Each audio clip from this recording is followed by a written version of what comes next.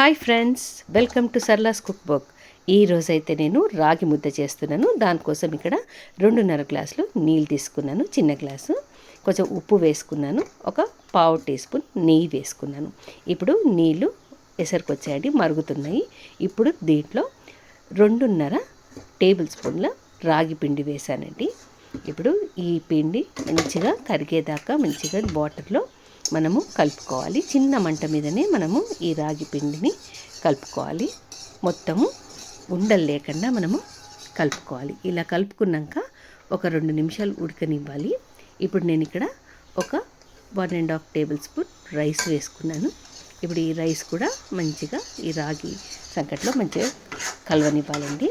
ఈ ప్రాసెస్ అంతా చిన్న మంట మీదనే చేయాలి. ఇప్పుడు ఇది దగ్గరకు వస్తుందండి. ఇప్పుడు నేను ఒక గిన్నెలో నెయ్యి రాసుకున్నాను. ఇలా నెయ్యి రాసుకోవడం వల్ల మనకు రాగి ముద్ద అనేది చాలా ఈజీగా వచ్చేస్తుందండి.